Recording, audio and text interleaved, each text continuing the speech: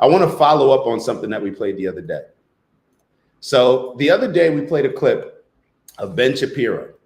Ben Shapiro going on Megyn Kelly's show and telling Megyn Kelly about Candace Owens accusing Erica Kirk, Charlie Kirk's wife, of killing him. Ben Shapiro was spreading this narrative that, oh, why do you not feel like you should be calling it out? He was scolding Megyn Kelly, making up these things that I hadn't seen. So I was like, damn, did I miss something that Candace said? Because everything that I heard Candace saying was that Candace, the only person that could get her to stop what she's doing is Erica Kirk. The only person that could convince her to stop putting out text messages, to stop doing this deep dive, to stop doing this investigation, to stop playing detective is Erica Kirk. You and I differ on our angle with regard to, for example, Candace Owens. I think that what Candace Owens is doing right now is evil. It is evil what she is doing right now. Okay, and I say that again. But what? Because like I didn't opine on whether it's evil or not. But my position is it's really none of my business. And why is it? But I have a question. Why is it none of your business? I mean, you comment on these things for a living. I'm not mother of the internet. No, but if this were on the left and somebody were accusing Charlie Kirk of his wife having murdered him, I assume that you would be talking about it. Is that what Candace is accusing Erica of? Yes. Of murdering her own husband? She's accusing TPUSA insiders and other members of the right wing, including Seth Dillon, of being involved in the murder of Charlie Kirk, yes. Okay. Like I said, I don't take in that content, which is an honest statement. I don't have time to watch Candace's show. I believe you. But the point that I'm making is that what I understand friendship Candace should not, in our business, I think it's important. Listen, friendship should not trump. We don't even know each other. I understand, but even with Tucker, friendship should not trump our manifest requirement to speak out when people do and say things that are both detrimental to conservatism and morally wrong. Okay, so I don't totally disagree, but I think the way of handling that, at least for me, is much different. So, and when Ben Shapiro said this in front of Megyn Kelly, you could tell Megyn Kelly was a bit uncomfortable. So she either wasn't equipped with the information, so she didn't want to respond quickly and say like, no, Candace didn't say that. So she just took it, but she came back. She came back and had this to say. Let me put it up for you guys. Make sure that y'all are like, and subscribing as well. He said that Candace has been claiming Erica Kirk was behind the murder of Charlie, which I had not heard, and I was taken aback because that seems like something I would have heard. It's so crazy, and I have since learned it is not true.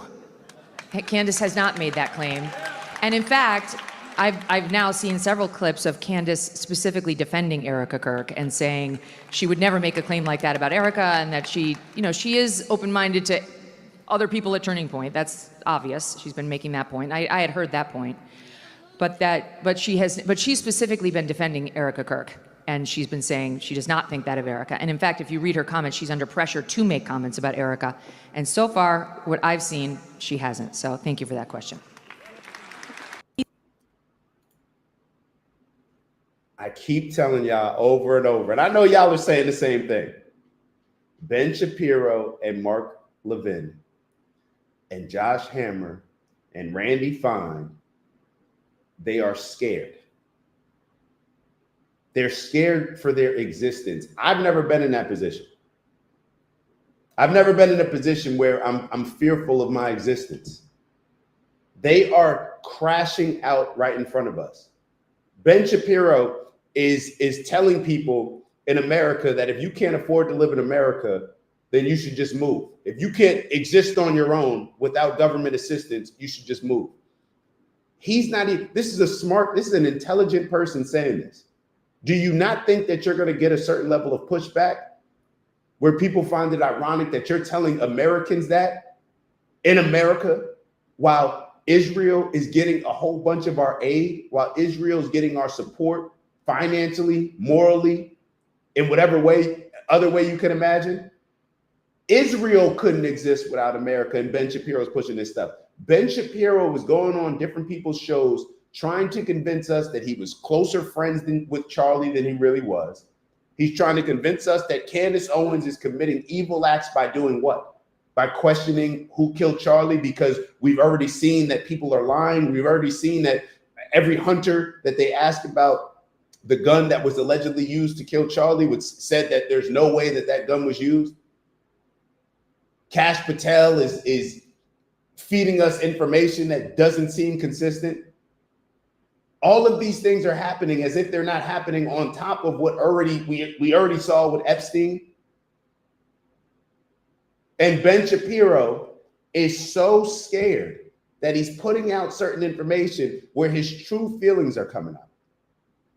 His true feelings and how he cares about America and how he cares about people who will call out Israel and who will call out people who are Israel first and won't allow the American people to get finessed as if we're all stupid. This is why he's doing it. This is why he's doing it. All right. So speaking of Ben Shapiro, perhaps that was a nice segue to remind me that we have another video to talk about our buddy Ben, little Ben.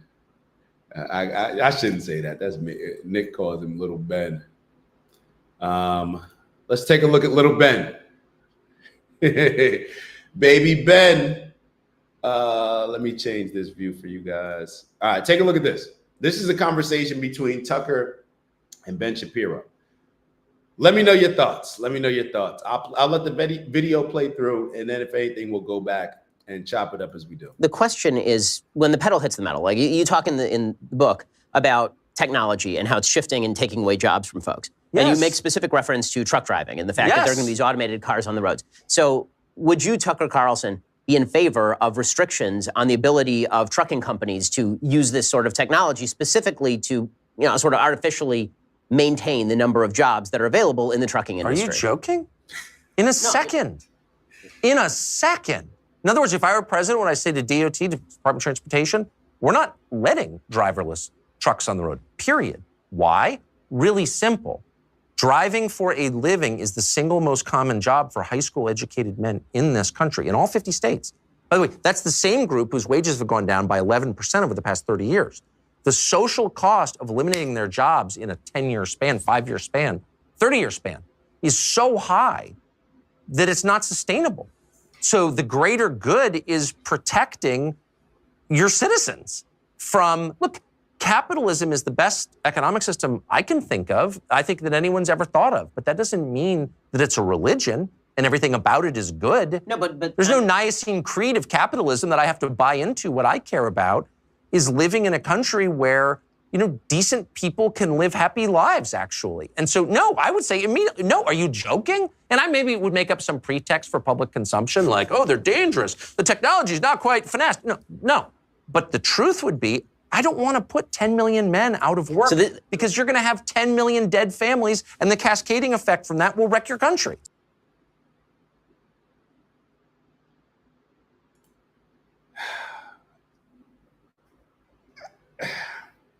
And Tucker Carlson and Nick Fuentes, those are enemy number one, right? Enemy of the state. In some ways, perhaps it's necessary. I don't want to say it's good or bad. Perhaps it's necessary for us to go through what we're currently going through, and perhaps what we will continue to go through, which is us just understanding who's on what side, who's fighting for what. Perhaps a lot of these situations that we're currently in, whether it's Israel, whether it's challenging big pharma with a lot of doctors and surgeons speaking out. Perhaps we're going through a point of America where we're going to have to decide what type of country we're going to be, and if we're going to thrive as an American country, or if we're just going to allow ourselves to be auctioned off, to the highest bidder. Because that's what our politicians are doing. They're auctioning themselves off to the highest bidder, and the highest bidder is then able to control the policies and everything else. We talked the other day about how it works with elected officials. Matter of fact, I'm not sure that we talked about this. I may have spoken about this on a review video, may not have been on the live show, but this was my main takeaway that I learned from Project 2025 when I was reading it. And perhaps it's obvious to you all. It wasn't obvious to me. I just didn't think about it. But these elected officials, what they end up doing is the elected officials, they appoint certain government officials that are then going to be the ones that are, now these obviously are non-elected officials. Those people are then going to be the ones that put the legislation, put the policies. Those are the ones that write the laws. Those are the ones that when you're a politician, you try to get as many people in those government jobs as possible. Because when you leave during your 4 terms being up, 4-year term or whatever your term is being up, those people can still be there. Those people are the people that largely write our laws are not even the people that we elect. They're people that are appointed by the people that we elect. So it trickles down from the billionaires, the Miriam Adelsons. They're going to put money into the politicians. They're going to force the politicians to do certain things that obviously align with their agenda because that's why they're giving them money. They're going to have them appoint certain people that are obviously not elected, appoint certain people in certain positions to establish legislation that is ultimately good for who? If you're at the top controlling this, then obviously you're going to make legislation that is good for you and your personal interest. We're seeing this destroy our country. That's the position that we're in right now. So I'm thankful for these companies. I think they just did a story on the group that created Track APAC. I'm thankful for us tracking and understanding that we have to follow the money. One of the best lines from the show The Wire. Follow the money. I'm thankful for that company that decided to do that. We should all embrace more transparency. We should all embrace more clarity. We're in a time now where we have as much information as perhaps any other generation has ever had. We have the information. Now we have to make decisions. We don't need to just have blind faith in politicians on either side, Democrat or Republican. We don't have to have that blind faith in them. We don't have to have fanaticism with them. We have the information. We don't need to trust. We can actually just look at the information. We don't need to root for this person. We can just look at the information and decide what's best for us. Why are we rooting for politicians more than we're rooting for ourselves? More than we're rooting for the everyday American, like Tucker Carlson just said. He wants decent Americans to be able to live happy lives. I don't know about y'all, but I'm in a lot better mood when my bank account is healthy compared to when I'm struggling and going through something. Yes, we can use the, being down and out as some inspiration and some motivation, more motivation and inspiration. Maybe for a couple weeks or a couple months, we're going to lock in and be broke and embrace it. Yeah, but that's not a long-term solution. That's not a long-term plan. At a certain point, we got to do what starts making sense and winning. I'm sure y'all are much better people. I'm more pleasant to be around when I got money in my pocket, just being straightforward. I see the glass half full when I got money in my pocket compared to when I don't, when I haven't. Let's go through this video one more time. Let's go through this video one more time and maybe stop in certain points where Tucker is making some points and elaborate on certain things. Let's go. The question is, when the pedal hits the metal, like you talk in the book about technology and how it's shifting and taking away jobs from folks. Yes. And you make specific reference to truck driving and the fact that there are going to be these automated cars on the roads. So would you, Tucker Carlson, be in favor of restrictions on the ability of trucking companies to use this sort of technology specifically to, sort of artificially maintain the number of jobs that are available in the trucking industry? Are you joking? In a second. Ben Shapiro actually responded. Go back and listen to him when Tucker said, "Are you joking?" Ben Shapiro actually tried to respond. Sort of artificially maintain the number of jobs that are available in the trucking industry. Are you joking? In a second.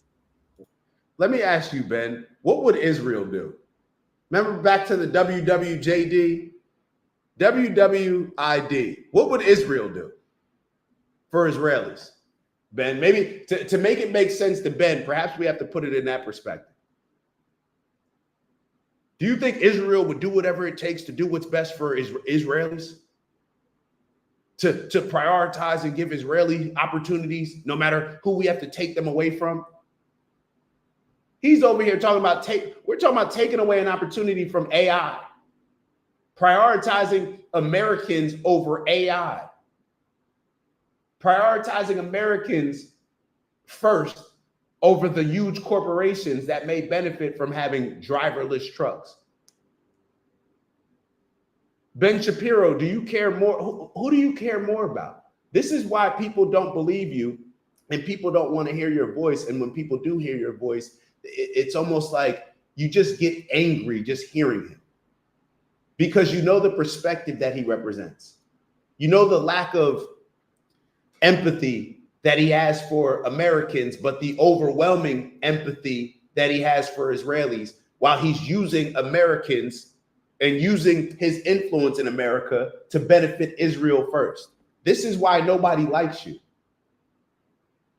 This is why the only people that do like you are the ones that are Zionist, pro-Israel. This is why. This is a common sense question. If you ask a 15-year-old, a 20-year-old this, the answer should be the same. Yes, you should not allow, should we just allow all companies to just be completely AI so there's no more jobs left for Americans, period? What do we think that would look like? See, Ben Shapiro has no understanding of what a man not getting paid a job, a truck driver not getting paid, man or woman, what that does to the family. More specifically, let me lock in. Matter of fact, let me not do all this BS. What it does to when a man is not making that, when you take away a man's ability to make money, what that does to the family. Ben Shapiro has no idea because that's not his culture. He's never had to deal with that. Why? Because his culture benefits tremendously from America. They're the privileged ones. They're the only child syndrome ones. They're the entitled ones. For him to even ask this question is like, well, obviously we have to do something about this. If Americans are not working, what does that look like? In a second. In other words, if I were president, when I say to DOT, to Department of Transportation, we're not letting driverless trucks on the road, period. Why? Really simple. Driving for a living is the single most common job for high school educated men in this country, in all 50 states. And one thing that I have to call out, like we have to be very good about calling out our own contradictions, because I can think back to having conversations and even though I don't think that I contradicted myself in this particular area, but perhaps I did. Let's talk about it. Let's unpack it. I can see. I've had conversations about prioritizing the people that own businesses, prioritizing the business owners, giving certain tax breaks to the business owners, the ones that actually take the risk to create businesses so everybody else can work there. I'm with that. I am with that. I got to be honest with that. To a certain degree, to where it makes sense, but that can only happen when you're prioritizing the businesses based on them being able to prioritize the workers, if that makes sense. Now, that may be something that we're clearly seeing. Now, I don't know if this is every company or whatever, but this may be something that I'm not living in the real world. Perhaps I'm not, and perhaps I wasn't when I was looking at it like that. Just having the conversation with y'all. If we can't check ourselves, then we're doomed anyway. But going back to it, I could, if we're looking at it where it's the business should be able to do whatever they want. A private business. But when we're talking, because a lot of these are private businesses, but when we're talking about the Department of Transportation, see, this is where I got to lean more. I guess you could say that this is Tucker, and even what I'm going through right now in my mind, this is more leaning in more of a liberal way, right? This is maybe another example of if you prioritize Americans, then the whole liberal conservative stuff goes out the way because you're just looking to solve problems. So if you need to use this tool, it's like I only use Phillips head screwdrivers. I'm a Democrat. And Republicans, yeah, I only use flathead screwdrivers. Well, you're going to be very limited in the way that you can go about solving problems and fixing things if you have that mindset. And a lot of times in politics, that's what ends up happening. So perhaps when I was having this conversation, I remember having it with my parents and me saying, nah, they should get, I'm cool with them giving tax cuts to certain corporations. Those are the people that take the risk so we can have the comforts of our 9 to 5. But there's a balance. And if we're not paying attention to that balance, then we're going to be lost, because now we're just competing. Now it's just, I'm pushing my argument against your argument. And we end up separating ourselves rather than just uniting. Because why? Well, because this is what the Democrats are doing. This is what the Republicans are doing. So we're all guilty of it. I've been guilty of doing it. So now as I'm going through my mind, and I'll have to keep processing this, but as I'm hearing Tucker talk, absolutely get involved, government. The government gets involved in our businesses to do us harm. You can get involved to do some good. Let's keep going. By the way, that's the same group whose wages have gone down by 11% over the past 30 years. And I want to be very clear and correct that. I'm not sure if y'all saw that on the screen. It says it's actually 50%. So these people, these wages have gone down 50% over the past 30 years. And we wonder why we can't buy a house. We wonder why we're not having families. We're wondering why we're not getting married. When am I going to be prepared to get married as a man if you're decreasing my salary by 50%? How am I going to get married? How am I going to even think about family, right? As a man, you're supposed to make sure that you can go into the relationship protecting and providing, right? Especially in a society now where women are making just as much. So you decrease these wages that are from the truck drivers that are, largely, I would say, without looking at the stats, more men. What do we think that's going to do to families? Do we think?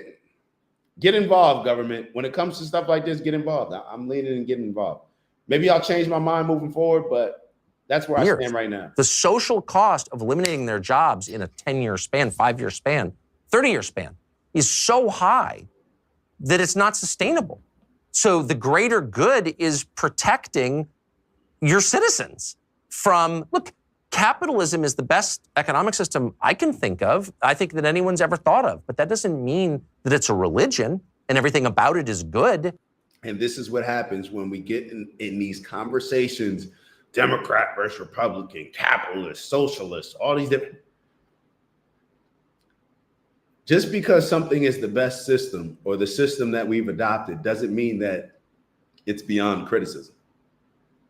Doesn't mean that we have to look at it like a religion and just say everything we have to agree with. This is from God. We have to look everything we can agree with. Perhaps we should also look at religion like that too. Different conversation for a different day. No, but there's no Nicene Creed of capitalism that I have to buy into. What I care about is living in a country where, decent people can live happy lives, actually. And I would say immediately, no, are you joking? And I maybe would make up some pretext for public consumption, like, oh, they're dangerous. The technology is not quite finessed. No. But the truth would be, I don't want to put 10 million men out of work because you're going to have 10 million dead families, and the cascading effect from that will wreck your country.